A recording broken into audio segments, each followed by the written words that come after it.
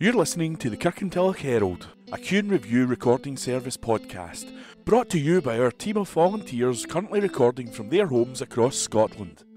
Whether you're listening via the BWBF online players, the telephone app, or our brand new Alexa skill, please phone us on 0141 772 3976 to feedback on what you want us to provide and improve upon. Please also join your family and friends in being our audio ambassadors and share our Facebook, Twitter and Instagram all at Q&A Review. That's at symbol CUEANDREVIEW.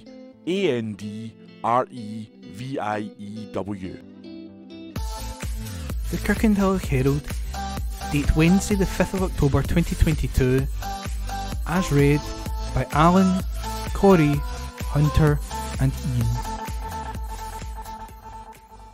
Huge £2.1 million deal. Council has agreed £2.1 million of funding. East Dunbartonshire Council has agreed an additional £2.1 million in a support package to address the current cost of living crisis. Speaking after the meeting, Councillor Leader Gordon Lowe explained, "We highlighted back in June that the cost of living crisis alongside the climate emergency were the two greatest concerns facing our communities. Having outlined our renewed priorities, we have already provided additional payments to thousands of our most vulnerable families by doubling the school clothing grant payments for this year. But the current crisis needs greater support, and this multi-million pound package is a further demonstration of our commitment to our communities in these challenging times.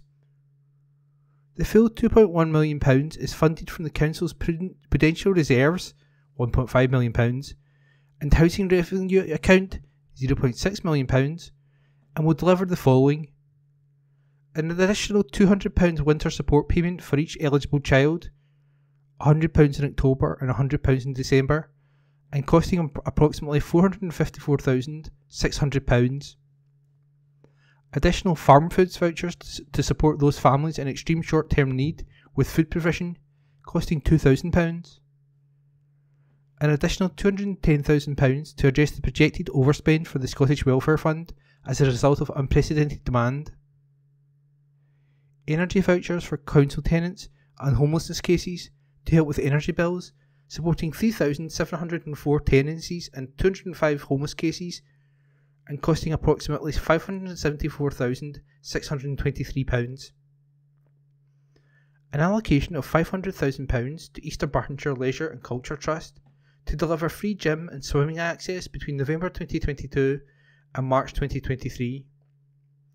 In addition, further funding will be provided to organisations involved in the cost of living support, including £10,000 to support the local food bank, an additional £50,000 for the Citizens Advice Bureau locally, £50,000 for the Community Grant Scheme to help organisations mitigate the rising cost of living. The Council is also developing warm hubs locally, working with East Dunbartonshire Voluntary Action. This Week in History, read by Ian. October the 5th, 1927, the Labour Party voted to nationalise coal mines at its party conference in Blackpool. On this day last year, the NHS announced it would be releasing a revolutionary life-changing drug treatment for sickle cell disease to thousands of people in England. October the 6th, 1981, Muslim extremists assassinated Egyptian President Anwar Sadat. October the 7th, 1959, Lunac 3 took to the first pictures of the far side of the moon. On this day last year, England footballer Marcus Rashford was shortlisted for a prize at the Books Are My Bag Readers' Awards. October the 8th, 1967, the first breathalyser test in Britain was administered to a motorist in Somerset.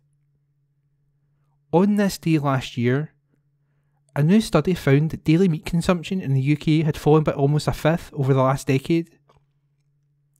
October the 9th, 1940, Beatle John Lennon was born during an air raid in Liverpool. October the 10th, 1957, a major radiation leak was detected at the Windscale nuclear plant in Cumbria after an accident 3 days earlier. On this day last year, blood donation was to be made more inclusive with the removal of a question branded outdated, unnecessary and actively discriminatory. Cruden steps up. Cruden Building, part of the Cruden Group, has offered its assistance to local schools in Eastern Bartonshire by giving their outdoor community areas a new look and installing brand new facilities to benefit pupils. Working in partnership with Eastern Bartonshire Council, the work was carried out at Laresland Primary and Holy Family Primary. Both schools are located nearby to the Kerr Street and Blackthorn Grove developments in Kirkintilloch, where Cruden is building 44 new affordable homes. The community benefits team at Cruden work closely with the school staff and head teachers to identify areas which could be used to enhance learning and social interaction for pupils. Offering their support, Cruden Building donated and installed new materials within each school, creating vibrant, refreshing spaces for pupils to enjoy. Laresland Primary School saw the team replace 3 old mud kitchens with new ones. Soil in the school's large planters, which are used for growing plants and crops, was replaced. At Holy Family Primary, Cruden upgraded the school's outdoor learning area, cutting back existing vegetation and installing 2 new planters, allowing the area to be used to its full capacity, offering the children a dynamic space for socialising and learning. Anne Davey, Deputy Chief Executive of Eastern Bartonshire Council, said, "The work that Cruden has done with pupils in these schools is an excellent example of community partnerships in action. Outdoor play and learning is such an important part of school life, with great benefits for physical and mental health.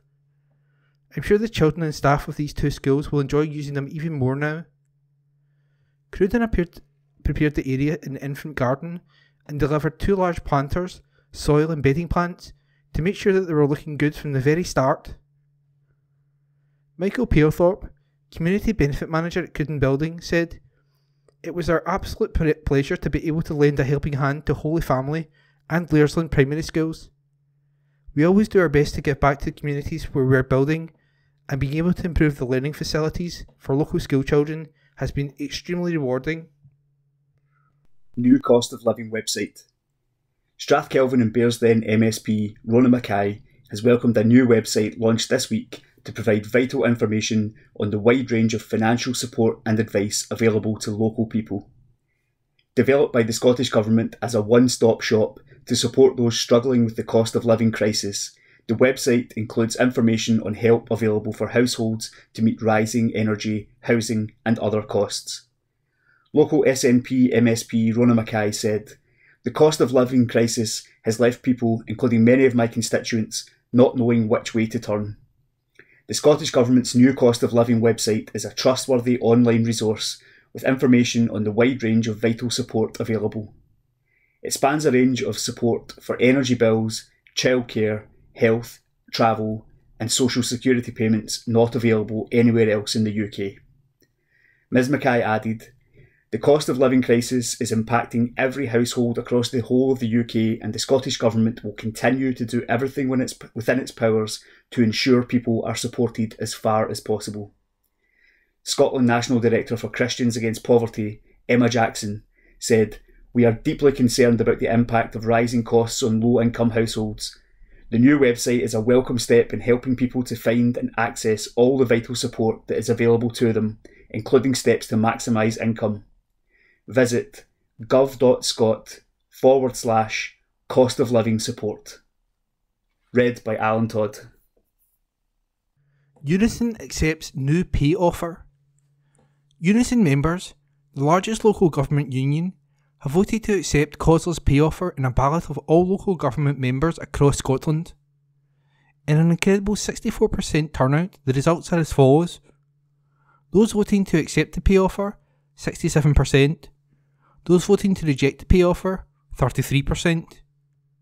Unison will now work with employers to ensure that pay increases are included in salaries as soon as possible. Once the union is satisfied, we will notify employers that the local government strike notices will be withdrawn.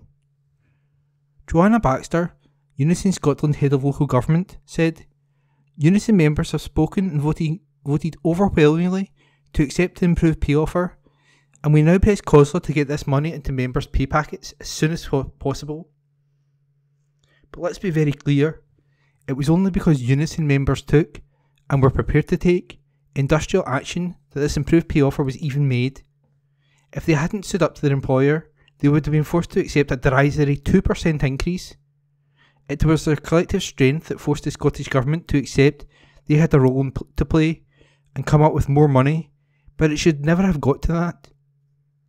The lesson to take from this is that local government and the workers that serve our communities need to be funded properly, and Unison will continue to lead the campaign for investment in councils and for staff to get the pay, reward and recognition they deserve.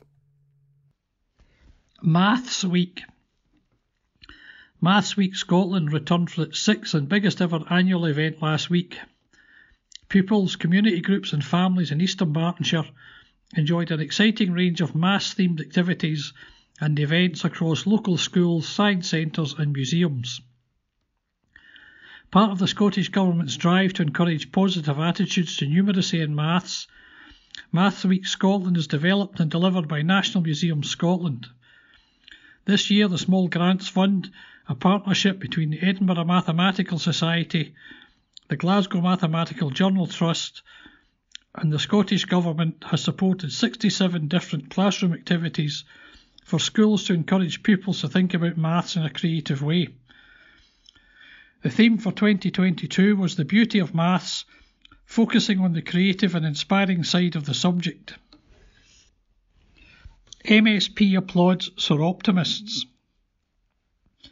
The work of the Kirkintilloch branch of the Soroptimists, an organisation dedicated to empowering women and girls, has been praised by their local MSP. Strathkelvin Bearsden MSP Rona Mackay visited the local group recently to speak about her work and about the plans by the Scottish Government to introduce a misogyny bill in Parliament.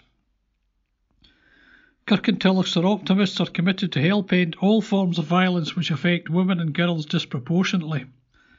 SNP MSP Miss Mackay said, "It was a pleasure to speak with the ladies of Kirkintilloch Soroptimists. They do incredible work locally and as an international movement." Extra £150 will be paid. Thousands of people on disability benefits in Eastern Bartonshire are set to receive £150 from this week as part of a government package to help with the cost of living crisis.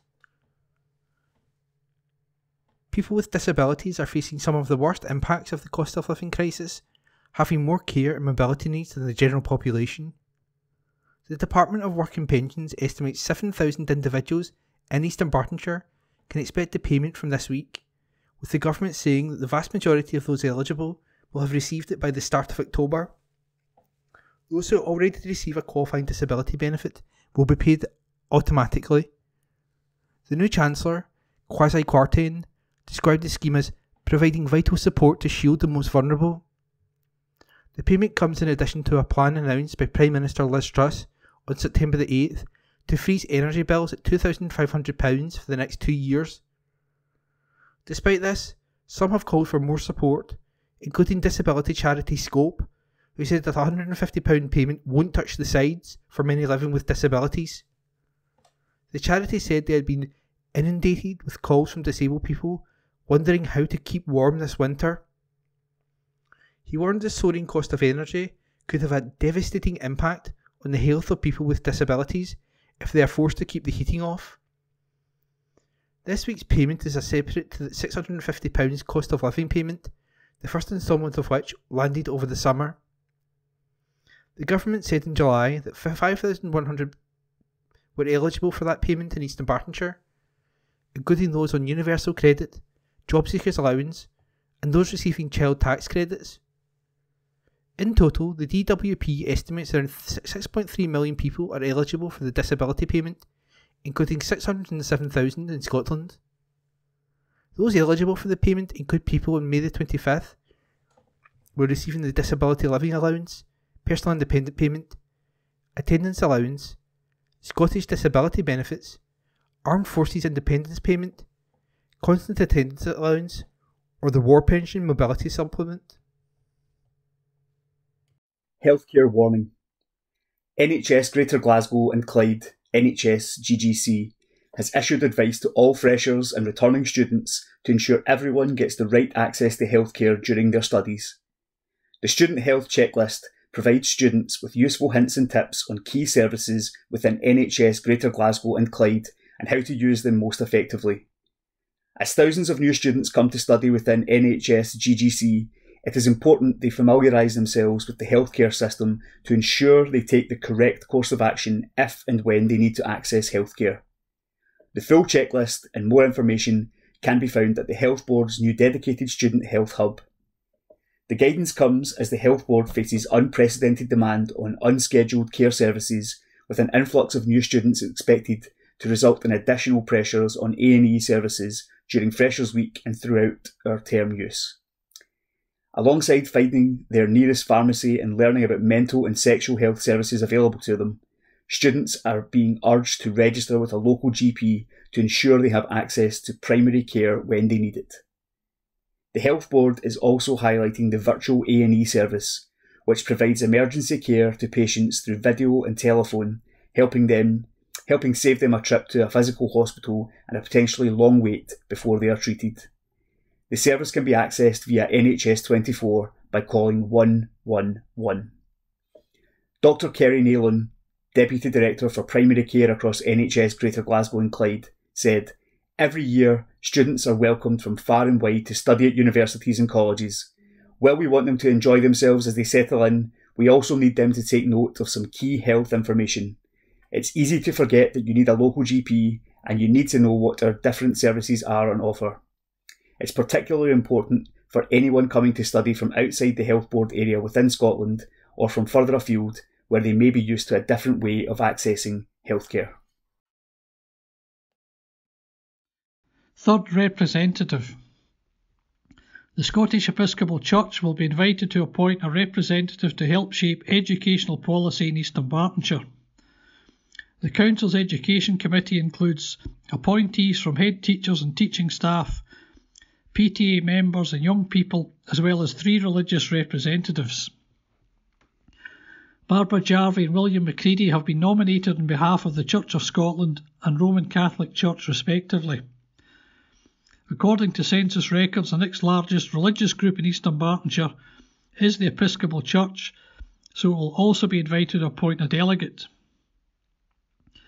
The other nominated members so far are Grace McGill, head teacher of Holy Trinity Primary School in Kirkintilloch, and Dreen Bamford of the EIS, and Young People's representative Sophie Gartshaw. The Parent Council Forum is expected to confirm the PTA representative early this month. MSP reacts. Following last week's mini-budget by new Chancellor Kwasi Kwarteng, there has been mixed reaction. Neil Bibby, Labour MSP for West Scotland, said, "The Tories over the last 12 years have got it wrong. Presiding over years of austerity and economic decline, the Chancellor's statement is an admission of that failure.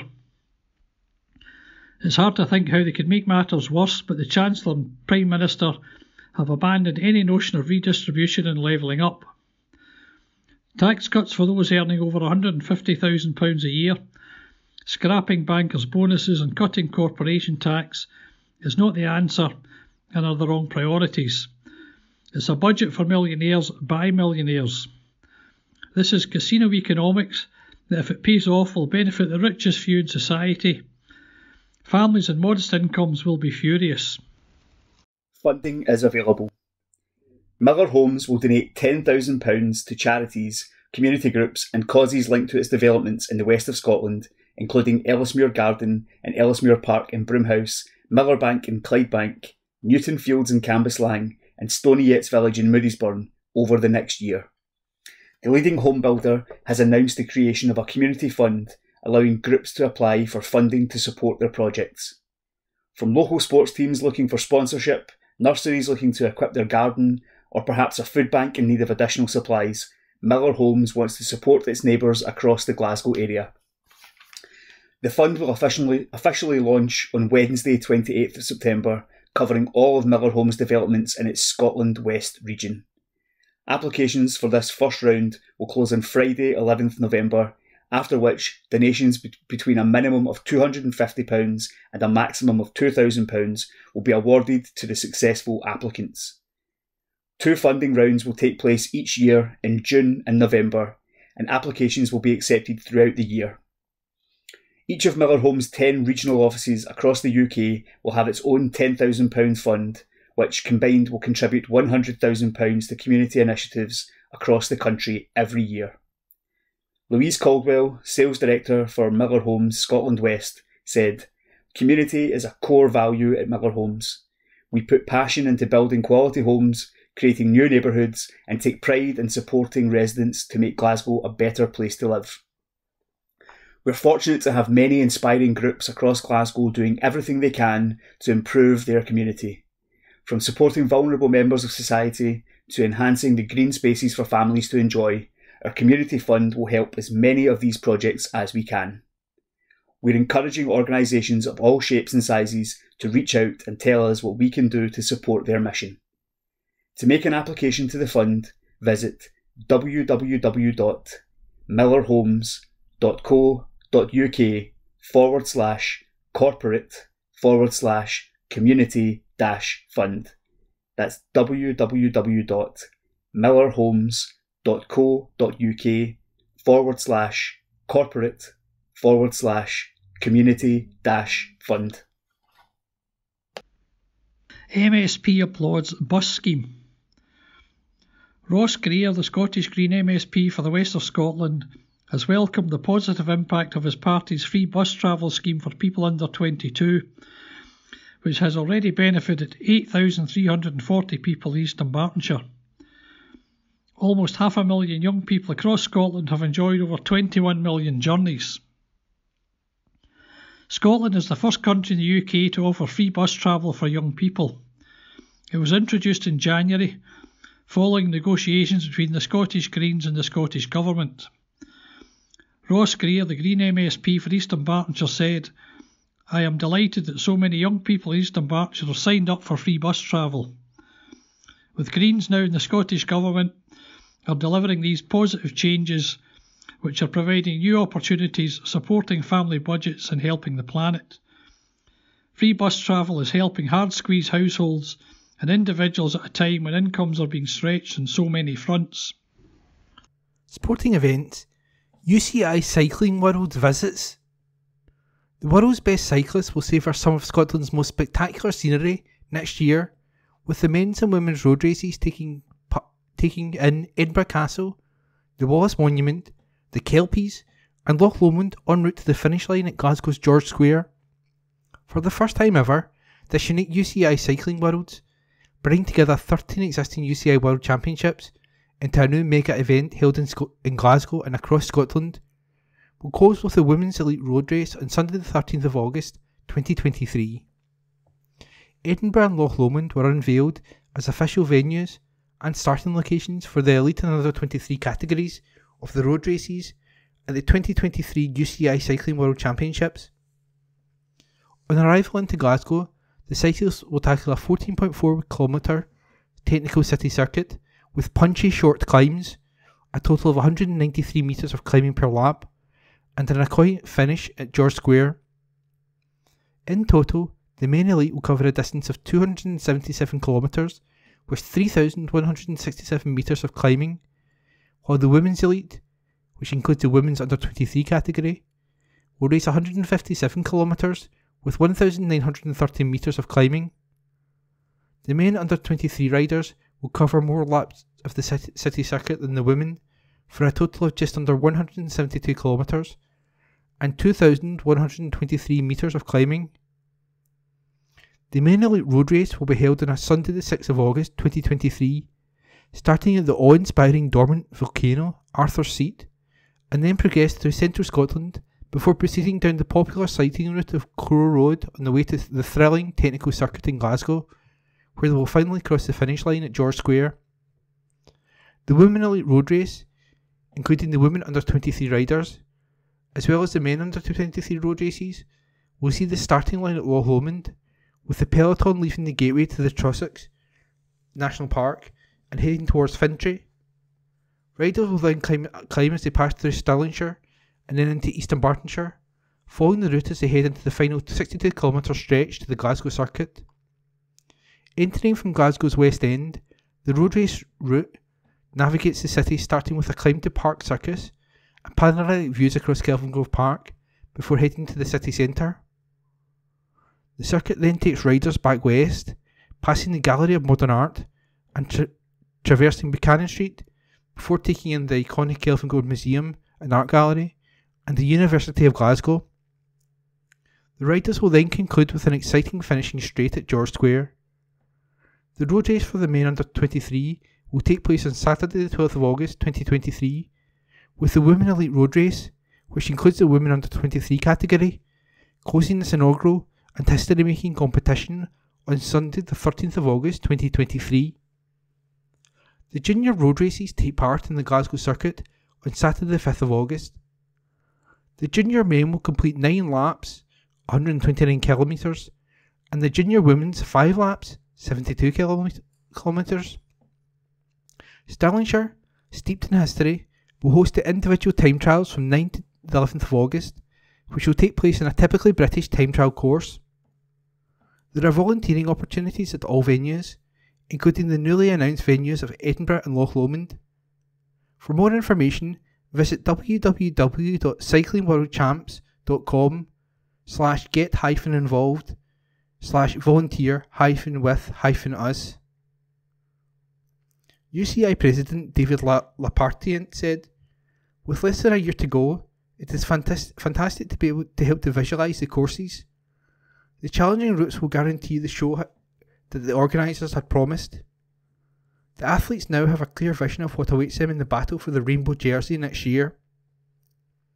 Paul Bush, chair of the 2023 UCI Cycling World Championships, said, "The announcement of Edinburgh and Loch Lomond as starting venues for the inaugural 2023 UCI Cycling World Championships further demonstrates this is truly a pan-Scotland event for everyone to come along and enjoy. Glasgow and Scotland are global leaders in the delivery of innovative and world-class major events. Set against the backdrop of some of the country's most iconic and spectacular cities and locations, these historic championships are sure to capture the imagination of athletes, spectators, and audiences around the world and showcase why we are the perfect stage for events." Leader of Glasgow City Council, Councillor Susan Aitken, said, "The road race events at the 2023 UCI Cycling World Championships will be a real highlight of our sporting calendar, with stars from across the continent competing."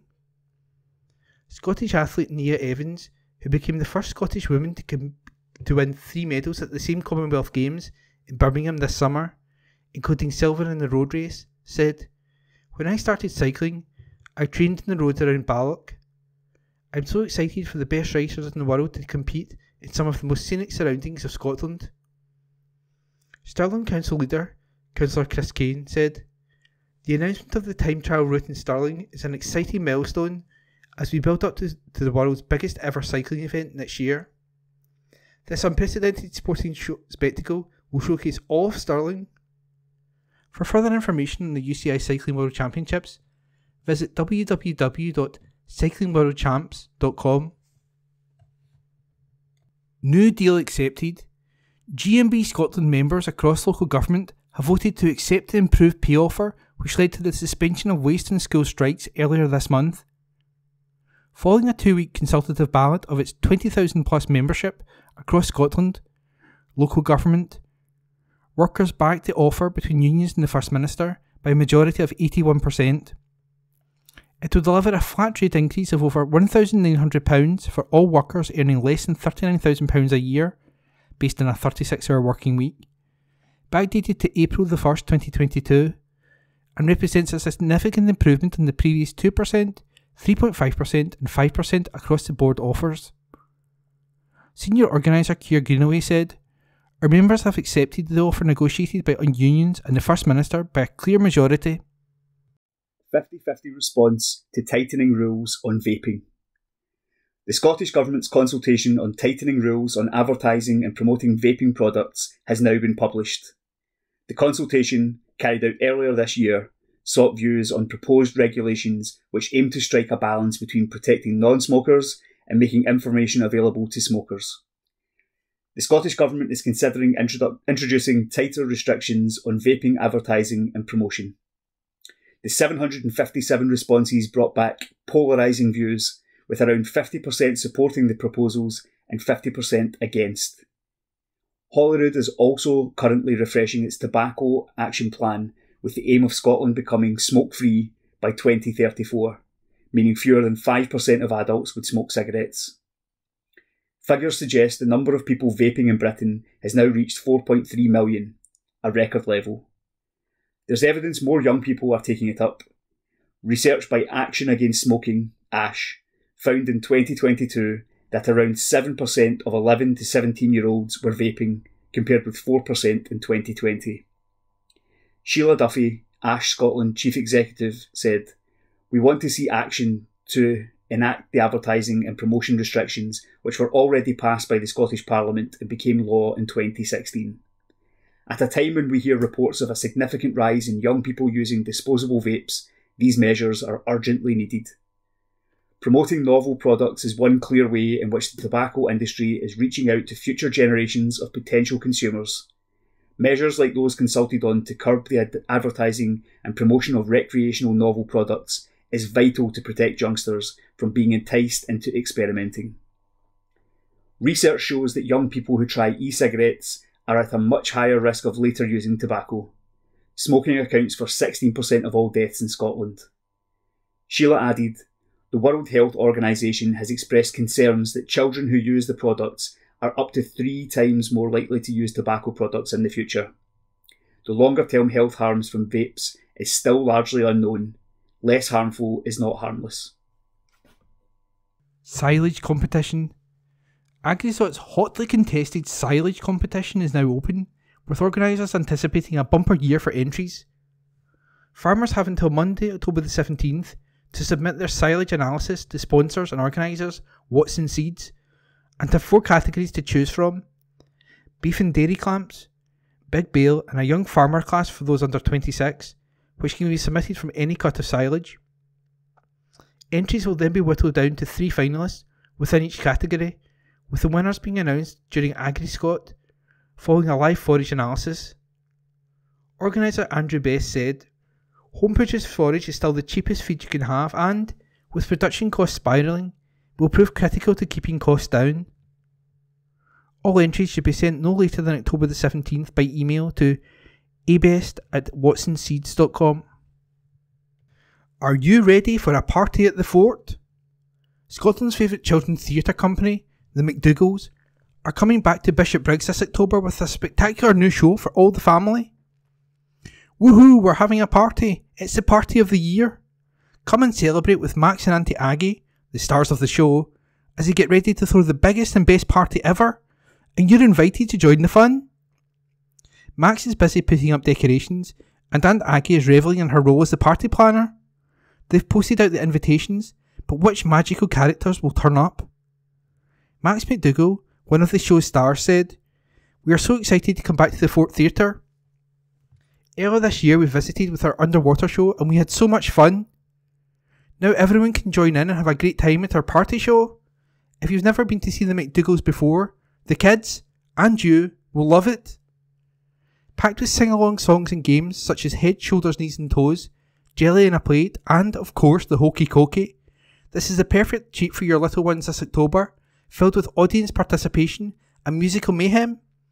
And, if you have a birthday coming up, there's even a chance for a shout-out, as the McDougalls lead the crowd in a rousing rendition of Happy Birthday. Find out more about this musical extravaganza, plus the latest news and offers, by following the McDougalls on Facebook, Instagram and Twitter. A magical day out for kids up to age 8 and their families. Children, and even grown-ups, are encouraged to come dressed in their snazziest party outfit. Tickets, Tuesday the 18th of October 2022. Bishopbriggs Fort Theatre. Tickets £9. Tickets may be purchased online, and organisers recommend you do so at www.ticketsource.co.uk/what's-on/the-fort-theatre-Bishopbriggs. Duration of show 1 hour. no interval. Phone mast. East Dunbartonshire Council has received an application for planning pre-approval for a phone mast in Kirkintilloch. C.K. Hutchinson Networks is seeking prior approval for the 15-metre mast on land south of Ivanhoe Drive, citing its special status as an electronic communication code operator. The application describes the pole as mounted on a new root foundation with a wrap-around cabinet built around the base of the street pole. It also includes a power transmission cabinet and GPS module mounted on top of the structure. Further information on this application can be viewed on the Council's website, where it is the reference number TP/ED/22/0655. At time of writing, no comments from members of the public or statutory bodies had been published. Family announcements. Deaths. Cunningham, Isabel. Suddenly at her home on Thursday, September 22nd, 2022, aged 76 years. Mother to Billy and David, and loving gran to Harris, Ellie, and Leela. The funeral will be held on Friday, October 7th, 2022, at 12 noon at Daldowie Crematorium, Glasgow, G71 7RU. Dobby. Irene Janet. Peacefully at Whitefield Nursing Home, Lennoxtown, on September 21st, 2022. Irene, née Stephen, loving mother to Robert, Alan, and Graham, dear grandmother to Ellie, Jane, Harry, Archer, and Everett. Memorial service on Thursday, October 6th at Campsie Parish Church, Lennoxtown, at 11 a.m, thereafter to Glazert Bank Hotel, due 12 noon. All friends warmly invited.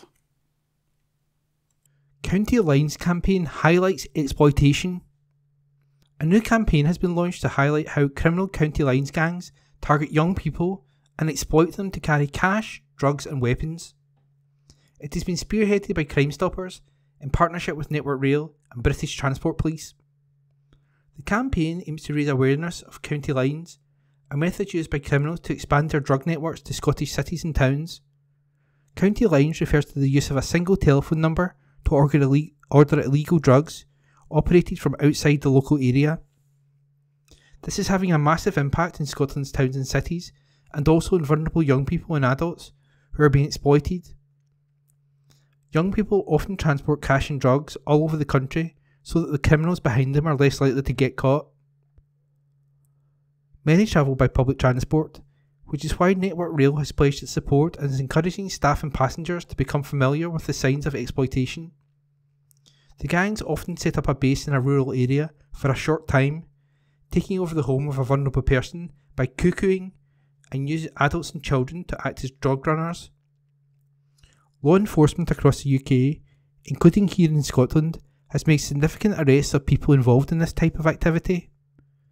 Many vulnerable adults and children who have been coerced into these activities have been safeguarded. The campaign will use a series of Spot the Signs posters, postcards and social media tools to help raise awareness of the issue across Scotland. Angela Parker, Scotland National Manager for the independent charity Crime Stoppers, said, "County lines isn't necessarily a term people are familiar with, but as a charity it's important we raise awareness of this issue and help tackle it. Gangs coming into our communities here in Scotland are not welcome. We want to ensure that if they do decide to set up their operation here, that your information can help get them removed and keeps our communities safe. When you contact us, we won't judge or ask personal details. All we want to know is what you know. We guarantee you remain 100% anonymous, always. If you have any information about people who have recently moved into Scottish communities to sell drugs, contact Crime Stoppers on 0800 555 111. That's 0800 555 111. Or use the simple and secure anonymous online form at crimestoppers-uk.org. Minister for Community Safety, Ash Regan, said, The Scottish Government, along with partners in Scotland's Serious Organised Crime Task Force, is committed to continuing to bring justice to those who supply illegal drugs and cause untold harm to vulnerable individuals and communities. Detective Superintendent Gareth Williams, British Transport Police's County Lines Task Force lead, added, "County Lines gangs target young and vulnerable members of society and exploit them to run harmful drugs between locations which can be hundreds of miles apart. As a force, we are dedicated to safeguarding those exploited in this type of crime, to pull them away from harm's way and away from a life of crime." Opinion. Let's talk. The Kirkintilloch Herald Letters page, date Wednesday the 5th of October 2022. Promises of 2014 have all been broken. Sir, in 2014, Scotland was promised all sorts of benefits when we agreed to stay with the Union. We would be able to stay in the EU, we would benefit from the strength of the UK economy, we would punch above our weight on the world stage, and our electorate bought that by a slim margin. Now we are out of the EU, we are chained to a UK that is heading for self-destruction, and we are seen as a failing state by the international market. The US is not exactly rushing to make a trade deal. We are cut out of collaboration with EU scientific research and EU security intelligence. The English electorate have saddled us with an incompetent government of right-wing fanatics. Surely now, even in this part of Scotland that has so often voted Tory, it must be obvious to all that we could do better governing ourselves. It is hardly credible that we could do worse. If you doubt that now, just think about it again as the economy collapses and the homes of people you know are repossessed thanks to trust hijacking the economy. Yours, etc., David Curry, address supplied. Labour must commit to rejoining EU. Sir, Labour won't gain any seats in Scotland if they fail to commit to joining the EU, as Brexit is a major factor in the continual economic decline of the UK, and fail to accept the Scottish Parliament's democratic mandate to hold a referendum on our future. Labour Shadow Northern Ireland Secretary Peter Kyle has said he would be prepared to call an Irish border poll if certain conditions are met. He said he would set out the criteria required for calling a referendum, which can be held every 8 years, and is currently in the gift of the Northern Ireland Secretary, providing if it can be demonstrated that a majority desire this. "I am saying I am not going to be a barrier if the circumstances emerge," he told the BBC at a Labour Party conference. In Wales, Mark Drakeford has defended Welsh Labour's cooperation agreement with Clyde Cymru. Following last year's election, the two parties thrashed out a 3-year deal to address issues which take the greatest political and policy effort to resolve. Wales First Minister Drakeford said that while they did not agree on everything, they focused on those areas where progressive parties can agree. The dinosaurs in Scottish Labour need to spell out the pathway to an independence referendum, as the latest social attitude report showed that 4 in 10 Labour supporters back independence for Scotland, and in every poll, a majority of all voters under 55 support independence. Time is running out for the Union. It is completely illogical to state you'd never do a deal with the SNP to ensure a Westminster majority, while Labour happily sit in power in some councils thanks to the informal deals with the Tories. Yours, etc., Mary Thomas, address supplied. Tory Ace card destroyed once more? Sir, in the 90s, the UK was in the exchange rate mechanism, a kind of forerunner of the euro currency. Our rejection from it destroyed a Tory Ace card, its reputation for economic competence, which helped lead to the debacle election in 1997. With the Trust mini budget, we may be in similar terrain. Yours, etc., William Ballantyne, by email. Astronomical cost of saving 400 jobs. Sir, Nicola Sturgeon's fallback position in the ferry scandal is that she is proud to have saved 400 Scottish jobs. These, through no fault of the workforce, are now estimated to cost the mouth-watering sum of about £0.75 million each. She could, a little bit of hindsight here of course, alternately have given each worker a redundancy payment of about £0.25 million and, still, on current reckoning, have had £200 million to purchase 2 ships elsewhere, which would probably have been now serving the islands. This would also have spared the Ferguson workers the embarrassment of producing a ship with fake windows and funnels just to provide a publicity launch stunt for our FM, which raises the question of the added cost of doing and then undoing this fakery nonsense. What a mess. Yours, etc. E. McCormick. Address supplied. Everyday cycling in the frame to 2030. The Scottish Government has launched a 12-week consultation on its new draft cycling framework. The document sets out the priorities for everyday cycling to 2030, supporting the active travel vision where communities are shaped around people walking, wheeling and cycling for shorter everyday journeys.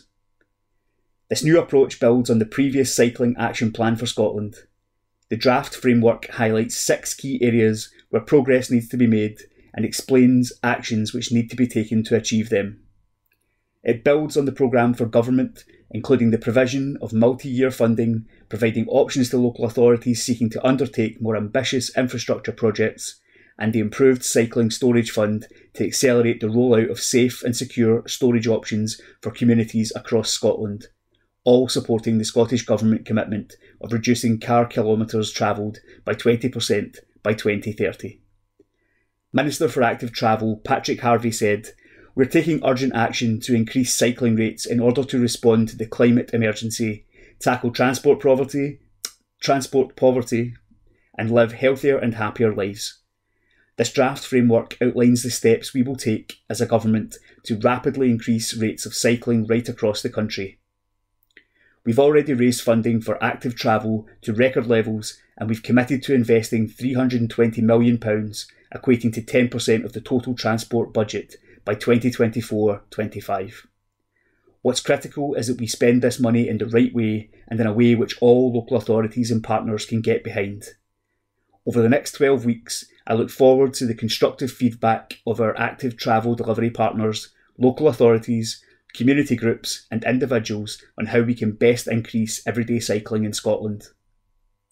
Interest and enthusiasm for cycling as a way to tackle some of our most complex problems has never been greater. Now is the time to have your say. Visit www.transport.gov.scot/cycling-for-cycling-for-impact-assessments-consultation. That's www.transport.gov.scot/cycling-for-cycling-for-impact-assessments-consultation. Please be aware of energy bill scams. Scots consumers have been urged to be aware of cost of living scams as the Energy Bill Support Scheme gets underway. The first instalment of the UK Government's £400 discount on household fuel statements was applied on Saturday, October the 1st. Individual energy suppliers will administer discounts for customers and make payments over a 6-month period to ensure consumers receive financial support through the winter. Advice Direct Scotland, which runs the national consumer advice service consumeradvice.scot on behalf of the Scottish Government, said it expects to see a surge in fraudulent attempts to manipulate struggling households. There are already several scams circulating relating to different sources of support, many of which claim to be from energy regulator Ofgem or other organisations. Advice Direct Scotland said it's important to remember that consumers do not need to apply for the discount. No household will be asked for their bank details to process payments or to receive the rebates and should not supply this information.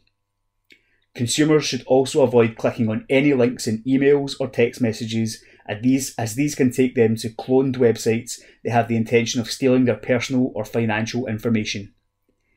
More information on the Energy Bill Support Scheme can be found at www.energyadvice.scot. It's www.energyadvice.scot. The Scam Watch quick reporting tool is available to report suspected scams and suspicious activity at www.scamwatch.scot. That's www.scamwatch.scot, or contact Police Scotland on 101. Groundbreaking cancer diagnostics. More than 7,500 Scottish patients are benefiting from two groundbreaking diagnostic services that are helping them access cancer checks closer to home. Both the colon capsule endoscopy service and the use of cytosponge means that patients can get scope results by simply swallowing capsules. In colon capsule endoscopy, CCE, patients swallow a small pill cam that takes 50,000 pictures of the bowel as it passes through the digestive system, helping to identify early signs of cancer. The images are transmitted to a recording device worn on a belt around the patient's waist, which is then returned to the hospital where images are reviewed. The capsule passes through the patient's bowel before being flushed away. Professor Angus Watson, consultant colorectal surgeon and national clinical lead for colon capsule endoscopy, said, "Scotland has led the way for CCE in the UK. The service continues to innovate with plans for home delivery, artificial intelligence reading of images, and digital coaching of patients using phone applications. Cytosponge, a small capsule which is attached to a fine string, helps to identify important esophageal conditions such as Barrett's esophagus. After swallowing, the capsule coating dissolves in the stomach to release a small brush which, when removed, allows cell collection from the lining of the esophagus, gullet or food pipe, which are analysed for abnormalities. Supported by NHS Golden Jubilee Centre for Sustained Delivery, CFSD, both innovations are collaborative between health, academia and industry and are available across NHS Scotland. Breast check to help save lives. New research by Breast Cancer Now has revealed that 2 in 5 women in the UK do not check their breasts regularly for possible signs and symptoms of the disease. Worryingly, fewer women are regularly checking their breast now compared with similar research from last year. When asked what stops or prevents them from regularly checking their breasts, the main reasons women gave included forgetting to, 42%, not beginning the habit of checking their breasts, 31%, lacking confidence in checking their breasts, 18%, and 15% said they didn't know how to check their breasts. According to the YouGov survey commissioned by the charity, a quarter of those who do check their breasts for possible signs and symptoms of breast cancer don't feel confident that they would notice a new or unusual change in their breasts. With breast cancer being the most common cancer in women in the UK and incident rates rising, Breast Cancer Now is calling on all women to get to know their normal by regularly checking their breasts so that they are able to spot any new or unusual changes sooner.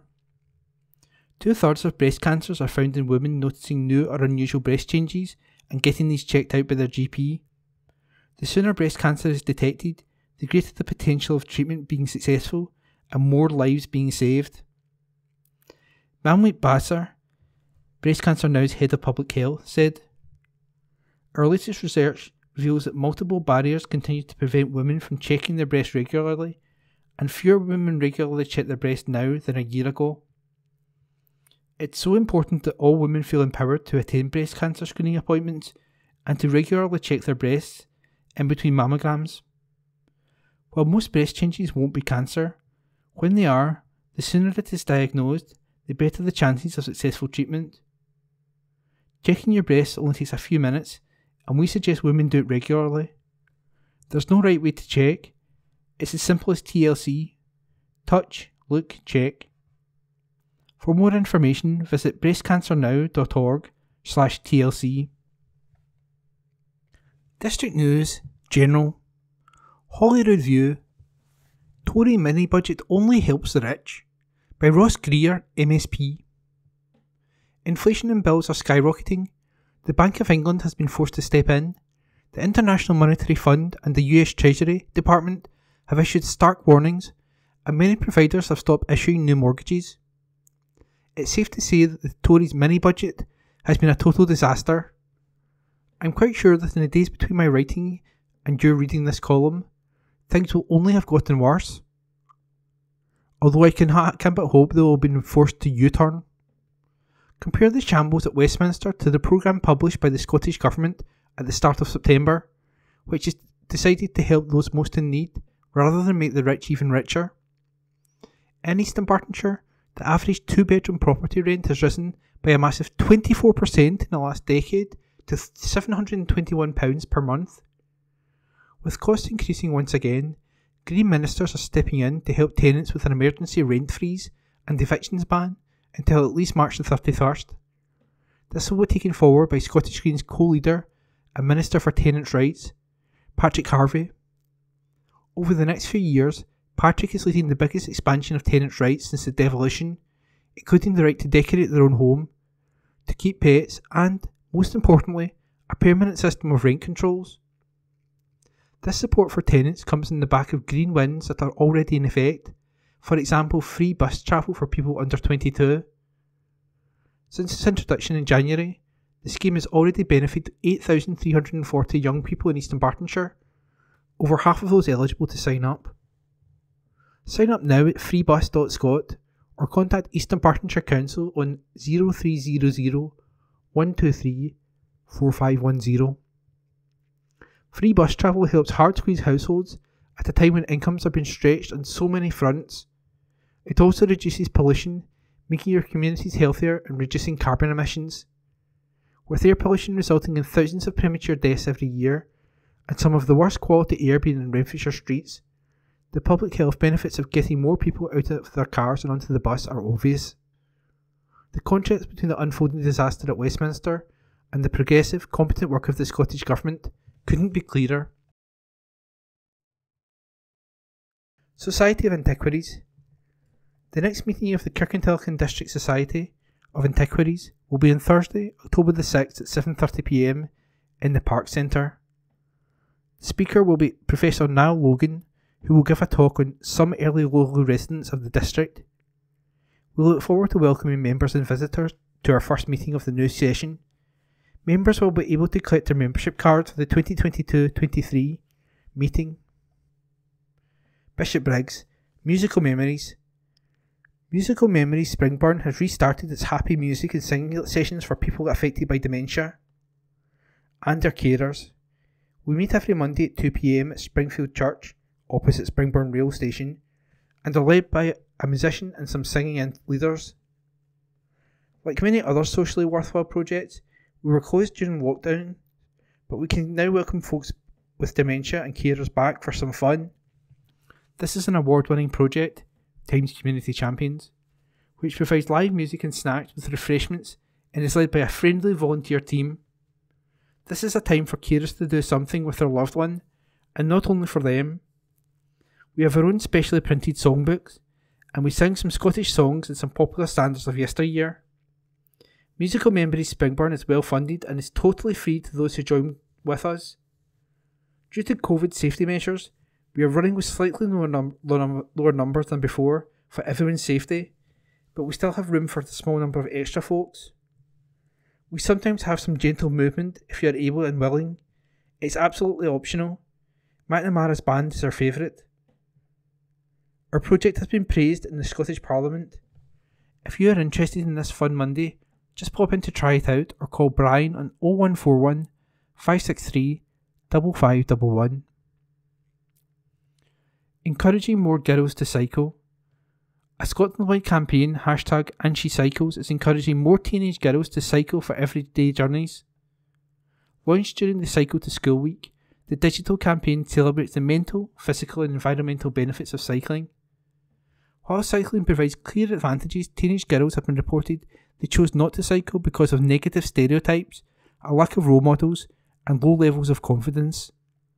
The campaign is designed to create an online community for teenage girls, thereby boosting their confidence. The @AndSheCycles Instagram account empowers followers to share their experiences of cycling and relate to like-minded individuals. Scotland, my land. Schools and youth groups have been invited to get creative and take part in the Scottish Land Commission's myland.scot competition. In connection with Scotland's Year of Stories 2022, young people are being encouraged to highlight how land local to them is owned, used and managed, and how it impacts their everyday lives in Scotland, now and in the future. Young people have been tasked to find places close to them that are of importance to themselves and their community, using them as inspiration for their competition submissions. It could be farmland, forest, a high street or empty site. The My Land, My Story competition is on the hunt for entries that highlight the history of a certain area of land, showcasing its past, present and future, and why it matters to the young people living there. 2 winning groups will be selected by the Scottish Land Commission, and each be awarded £500 to facilitate production of the films outlined in their submissions.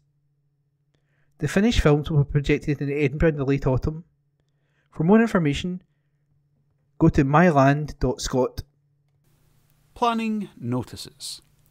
East Dunbartonshire Council public notices. The East Dunbartonshire Council, Springfield Road, Bishopbriggs, temporary closure, Order 2022. On the 4th of October 2022, the East Dunbartonshire Council made the above-named order under Section 14 (1) of the Road Traffic Regulation Act 1984 as amended, which makes it unlawful for any person to drive or cause or permit to be driven any motor vehicle, with the exception of emergency service vehicles, vehicles engaged in the works, and those vehicles requiring access to properties adjacent to the closed section of road when it is safe and practical to do so, on Springfield Road between its junctions with Oak Park and Muir Street, by reason of works being executed on or near this road. This order will operate from 8 a.m. on Sunday the 16th of October until 6 p.m. on Sunday the 23rd of October 2022. Alternative route. Alternative routes will be way of Springfield Road, Menteith Avenue, Woodhill Road, Wester Cleddons Road, South Crosshill Road, the A803 Kirkintilloch Road, Colston Road, the B812 Auchinnairn Road, and these routes will be signposted. Local internal alternative diversion routes will also be signposted. SGD Karen Donnelly, Chief Solicitor and Monitoring Officer, Legal Services, East Dunbartonshire Council Headquarters, 12 Strathkelvin Place, Kirkintilloch, G66 1TJ. Civic Government (Scotland Act 1982. Application for grant of public entertainment licence. The undernoted has applied for the grant of a public entertainment licence in the terms of the above Act. Name and address of applicant: Kevin McMillan, 61 Stirling Avenue, Westerton, G61 1PF. Premises: Avalon Cottage, Bumaldy Road, Bishopbriggs, G64 3QQ. Day-to-day manager: Kevin McMillan, 61 Stirling Avenue, Westerton, G61 1PF. Types of entertainment: children's nature/animal educational sessions, birthdays and craft events for small pre-booked groups. Dates and times of operation: Monday to Sunday, 10 a.m. until 7 p.m. Any objections or representations in terms of paragraph 3(1) of Schedule 1 of the Act should be logged with the undernoted no later than 28 days from the publication date of the newspaper in which this advertisement appears. Deputy Chief Executive, Education, People and Business, East Dunbartonshire Council, 12 Strathkelvin Place, Kirkintilloch, G66 1TJ. East Dunbartonshire Council, Notice of Intention to Adopt the East Dunbartonshire Proposed Local Development Plan 2, as modified. Town and Country Planning (Scotland Act 1997), as amended. And Town and Country Planning, Development Planning, Scotland Regulations 2008. The Council proposes to adopt the East Dunbartonshire Proposed Local Development Plan 2, as modified. The proposed plan has been modified following receipt of the report of examination from Scottish ministers. The proposed plan, as modified, together with the modifications, may be inspected during normal opening hours at all local libraries: Bearsden Community Hub, Bishopbriggs Community Hub, Kirkintilloch Community Hub, Lennoxtown Community Hub, and can also be viewed on the Council's website at www.eastonbarton.gov.uk/residence/planning-policy/local-policy/plan-2. If you have any queries, please contact development.plan@eastonbarton.gov.uk or telephone the Land Planning Policy Team via customer services on 0300 123 4510. Again, that phone number is 0300 123 4510. Monday to Friday from 9 a.m. till 5 p.m.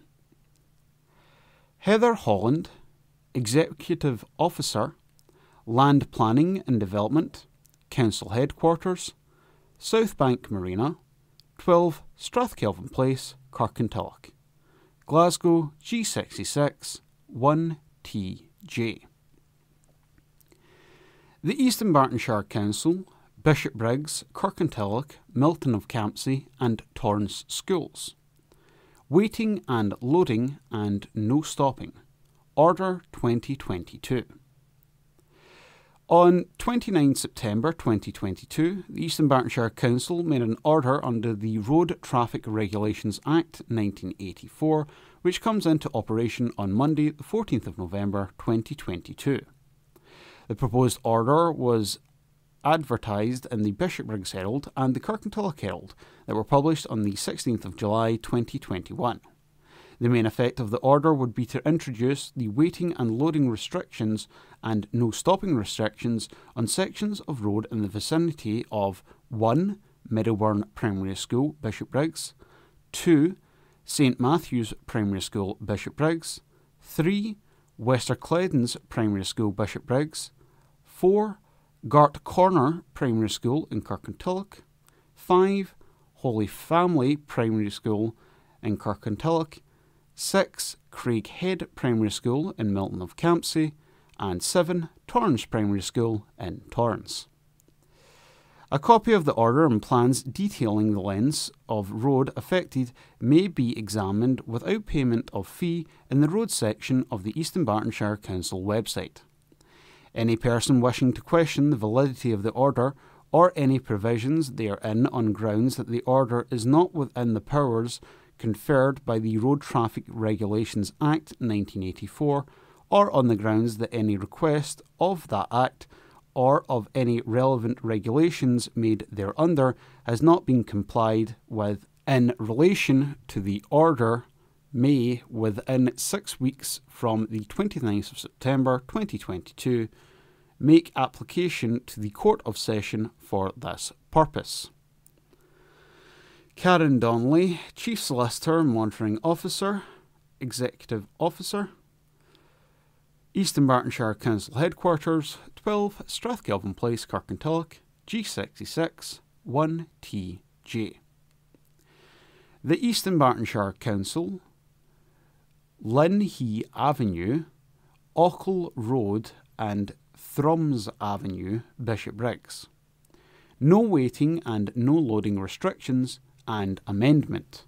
Order 2022. On the 29th of September 2022, the Eastern Bartonshire Council made under the Road Traffic Regulations Act 1984, which comes into operation on Monday the 14th of November 2022. The proposed order was advertised in the Bishopbriggs Herald that was published on the 16th of July 2021. The main effect of the order would be to introduce no waiting and no loading restrictions on Ochil Road and Thrums Avenue as detailed in the schedule below, and to amend the existing order to extend the present no waiting and no loading restrictions on Linhee Avenue from the extended west curb line of Woodhill Road westwards for a distance of 37.5 metres. A copy of the order and plans detailing the lengths of road affected may be examined without payment of fee in the roads section of the Eastern Bartonshire Council website. Any person wishing to question the validity of the order or any provision therein on grounds that the order is not within the powers conferred by the Road Traffic Regulations Act 1984, or on the grounds that any requirement of that Act or of any relevant regulation made thereunder has not been compiled with in relation to the order, may, within 6 weeks from the 29th of September 2022, make application to the Court of Session for this purpose. Karen Donnelly, Chief Solicitor and Monitoring Officer, Executive Officer, Eastern Bartonshire Council Headquarters, 12 Strathkelvin Place, Kirkintilloch, G66 1TJ. Schedule: no waiting and no loading, 8 a.m. until 9:30 a.m, 2 p.m. until 4:30 p.m, Monday to Friday. Lengths of road within Eastern Bartonshire. Side of road to which restriction applies. Auchen Road. From the extended north curb line of Thrums Avenue towards the entire length of the road. Both sides of the road. Thrums Avenue. From a point 15 metres west of the extended curb line of Ochil Road, eastwards to a point 15 metres east of the extended east curb line of Ochil Road. Again, restrictions apply to both sides. The Eastern Bartonshire Council, Market Road and Christian Road, Kirkintilloch, proposed traffic calming measures. Eastern Bartonshire Council, in terms of Section 37, brackets 2, of the Roads Scotland Act 1984, hereby give notice of its intention to install 3 flat-top speed tables on Market Road and Christen Road, Kirkintilloch. The flat-top speed tables will be constructed flush with existing road curbs and ramped on all approaches. Full details of this proposal, together with a plan, are available for inspection without payment of fee in the Roads section of the Eastern Bartonshire Council website. Telephone inquiries to 0300 123 4510. Any person wishing to object to the proposal should send details of the grounds of objection in writing to Chief Solicitor and Monitoring Officer, Legal Services, 12 Strathkelvin Place, Kirkintilloch, G66 1TJ, or by emailing legalservices@eastonbarton.gov.uk.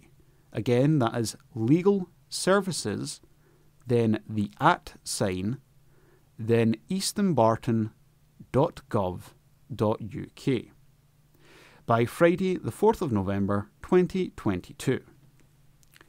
Karen Donnelly, Chief Solicitor and Monitoring Officer, Eastern Bartonshire Council Headquarters, 12 Strathkelvin Place, Kirkintilloch, G66 1TJ.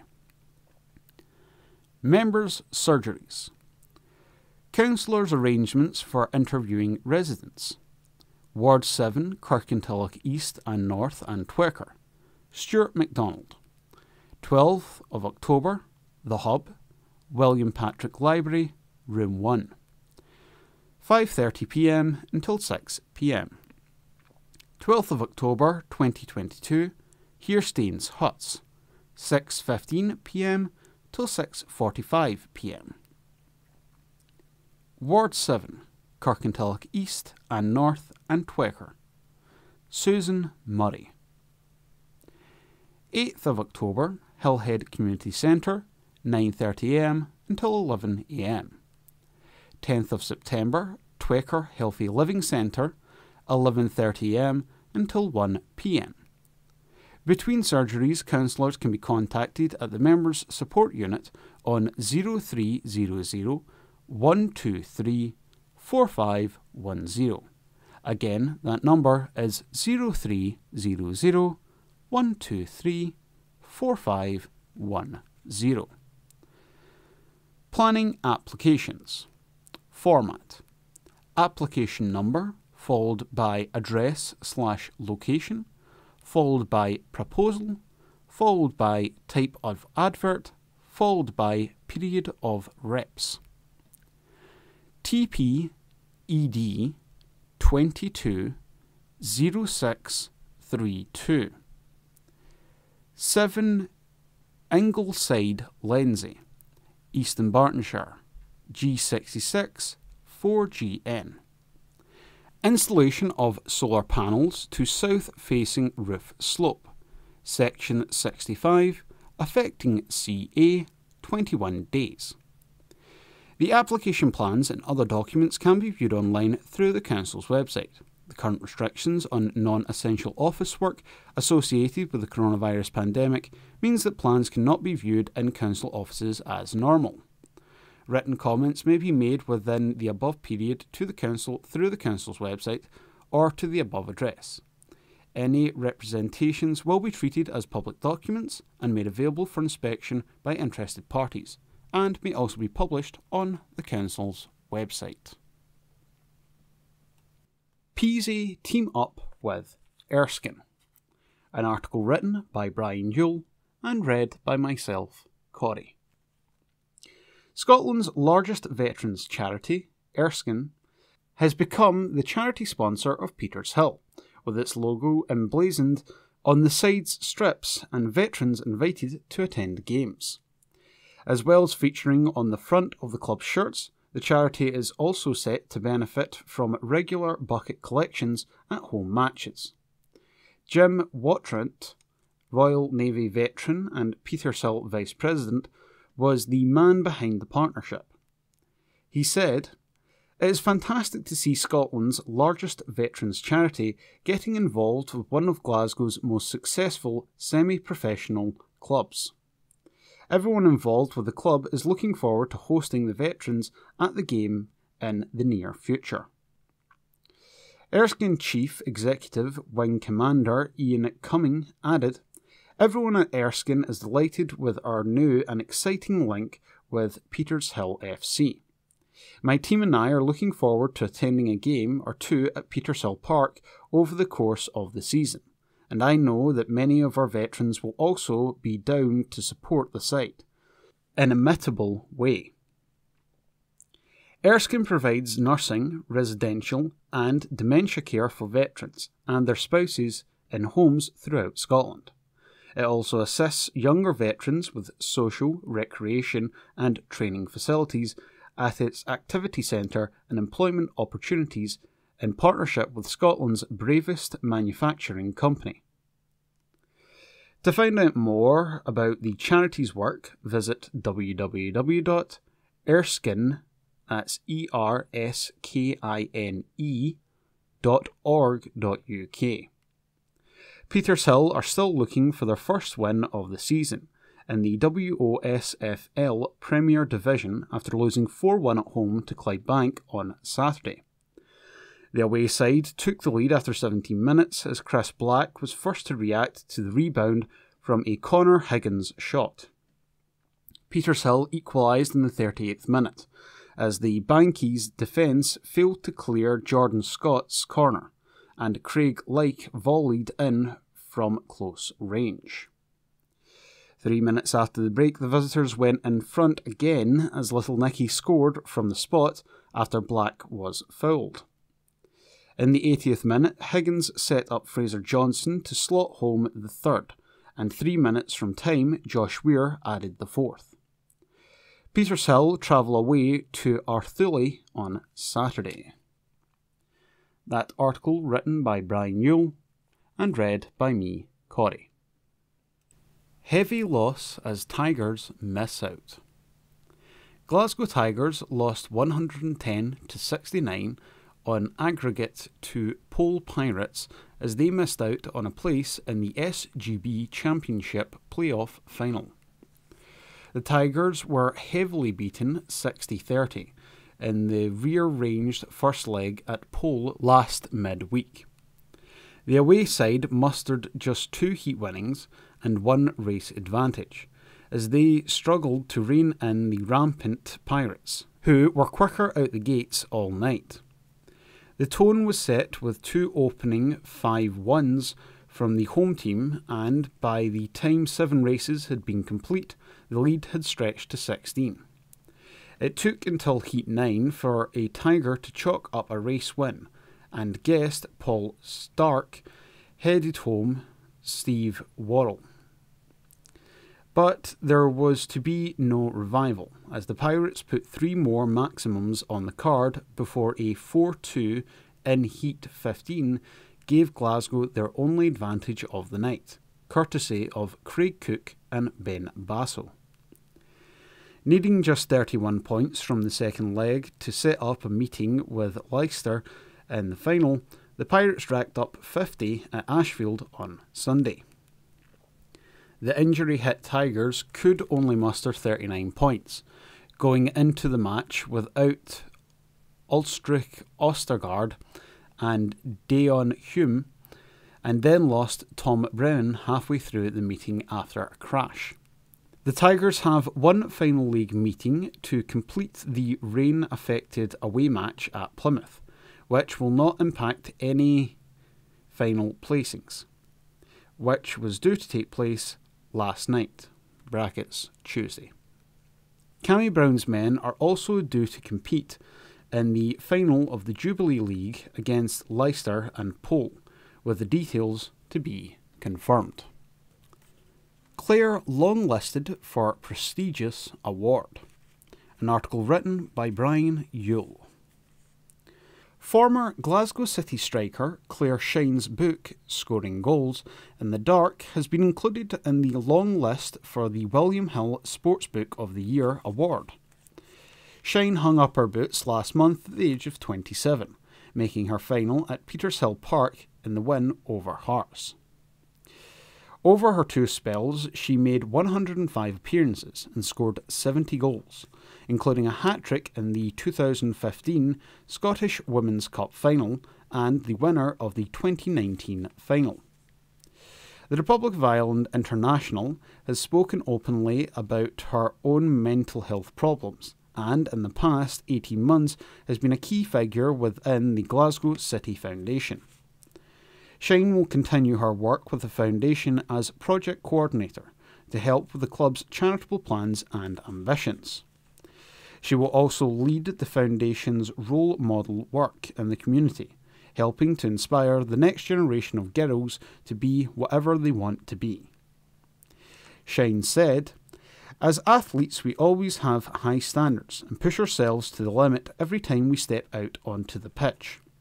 I have given football everything I have for 22 years. Incredible highs, but also intense lows. Throughout the last few years, I've struggled both mentally and physically to reach the demands as a professional footballer. And with that, I have decided it is time to put myself first and step away from football. My happiness and well-being needs to come first, and I'm excited to begin the next chapter of my life. I would like to thank everyone who has played a part in my incredible journey as a footballer, and who have supported me through the good and the bad. I am proud of everything I have achieved, and I am looking forward to new beginnings and setting new goals." Shine wrote Scoring Goals in the Dark with Gareth Maher, Communications Manager at Football Association of Ireland. This is the story of someone trapped in a world where the weight of expectancy and the battle with personal demons was all washed away, albeit temporary whenever she put a ball in the back of the net. Shine tweeted, "I am honoured that my book, Scoring Goals in the Dark, has made the long list for such a prestigious award. The shortlist will be unveiled on October 29th, with the winner declared on December 1st at an official award ceremony in London. On the pitch, Glasgow City made it through to the quarter-final of the Sky Sports Cup with a 5-0 win at home to Aberdeen. Priscilla Chinchilla opened the scoring after 31 minutes as she found the net at the back post from a Lauren Davidson cross to give the home side a 1-0 lead at half-time. Davidson then doubled the lead after 62 minutes with a penalty after Chinchilla was fouled by Don's keeper Alya J. Meach. After 73 minutes, it was 3-0 as Emily Whelan found the top corner, and with 12 minutes to go, Spanish midfielder Beatriz Paredes Inza came on to make her debut, having arrived from Villarreal on Friday. On 82 minutes, Davidson volleyed in a Chinchilla cross, and 4 minutes later, Michaela Moore headed in Hayley Lauder's free kick to round off the scoring. That article written by Brian Yule. Rob Roy missed the chance to go top. Kirkintilloch Rob Roy missed the chance to go top of the WOSFL Premier Division as they lost 2-1 at home to Cumnock. The home side took the lead as Michael Haber's cross from the right ailed into the net. The visitors equalised before half-time as Greg Ferry headed in and then won it in the second half with a Jordan Moore diving header. Rob Roy are away to Auchinleck Talbot on Saturday. Rossvale earned their second point this season in the First Division with a 2-2 draw away to St Rochs. A Fraser Malcolm double had the away side 2-0 up by the 36th minute, but the hosts came back to equalise before half-time. Rossvale Academy lost 2-0 at home to Easterhouse Academy in the 4th Division. Rossvale host Thorny Wood United on Saturday, while Rossvale Academy are away to Glenvale. West Park United won 2-0 win away to Harmony Row in the 4th Division. West Park are at home to St Peter's on Saturday. Ashfield had to settle for a point at home to St Anthony's in the 2nd Division. Craig Young and Bobby Barr put Ashfield 2-0 up, but the visitors came back for a share of the spoils. Next up is a trip to league leaders Renfrew on Saturday. Glasgow Pershore beat Glasgow University 4-2 at home in the 2nd Division. Stuart Anderson and Josh Kelly both scored injury time to claim the 3 points, after David Kirkwood and Jamie Patterson had earlier found the net. Pershore are away to Kilsyth Rangers on Saturday. Group helps to stop litter reaching our waterways. The sun shone for Walk, Run, Cycle in and around Eastern Bartonshire as they conducted a litter pick around the Luggy area in Kirkintilloch last month. Local members of the group came together to support Keep Scotland Beautiful's September initiative, Source to Sea, and their efforts helped clear over 20 bags of rubbish. With an estimated 80% of marine litter originating on land, Keep Scotland Beautiful states that it is important to tackle litter where it is being dropped at source, before it is given the chance to reach our rivers and waterways. If you are part of a community group, or an individual or family who would like to borrow the organisation's litter pickers, get in touch via the Walk, Run, Cycle in and around Eastern Bartonshire group on Facebook, or alternatively email WRCED2020, again that's WRCED2020, all lowercase, at gmail.com. Thank you for listening to this week's Kirkintilloch Herald Podcast, brought to you by Q Review Print Speaking to the Blind. If you've any feedback, you're welcome to call us on 0141 772 3976. If you enjoyed this recording, feel free to subscribe to our channel.